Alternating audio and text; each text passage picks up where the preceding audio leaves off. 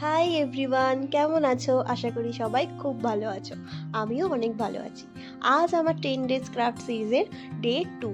আজ বানাবো পদ্ম ফুল।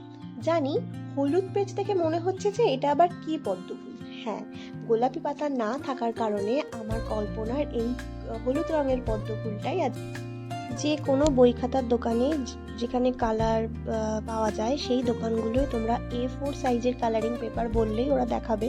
সেখান থেকে তোমাদের পছন্দ মতো কালারের পেজ নিয়ে নেবে এবং যেরকম ছোট ছোট করে পেজগুলো আমি কেটে নিয়েছি আগে থেকে, সেরকম সমান মাপের করে ঠিক এইভাবেই পেজগুলো কেটে নেবে।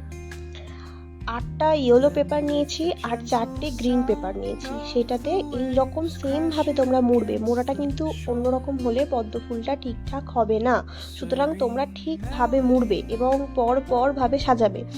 ইয়েলো দুটো পরপর দেবে, মানে যেটা ফুল হবে সেই কালারের পেপারে তোমরা পরপর দুটো দিয়ে তারপর গ্রিন পেপারটা দেবে নিচে। তারপর পরপর সেটাকে এটা 4টে সেটে হবে। এক একটা সেটে দুটো ইয়েলো একটা গ্রিন করে থাকবে। হ্যাঁ, প্রত্যেকটা সেটে 3টে করে এবং এটা 4টে সেট হবে, ইয়েলো দুটো আর গ্রিন একটা।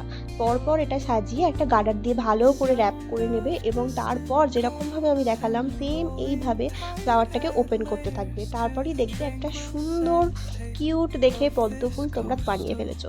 তো বাড়িতে তোমরা অবশ্যই এটা বানানোর চেষ্টা করো এবং বানিয়ে তোমাদের কীরকম লাগলো এবং কে কে বানাতে পারলে সেটা আমাকে দেখিও বা বলো যে কেমন লাগলো তোমাদের। যদি কিছু ভালো লেগে থাকে তাহলে চ্যানেলটাকে সাবস্ক্রাইব করে দিও আর ফলো করতে ভুলো না, একটা লাইক দিয়ে দিও। থ্যাংক ইউ, দেখা হবে পরের ভিডিওয়ে।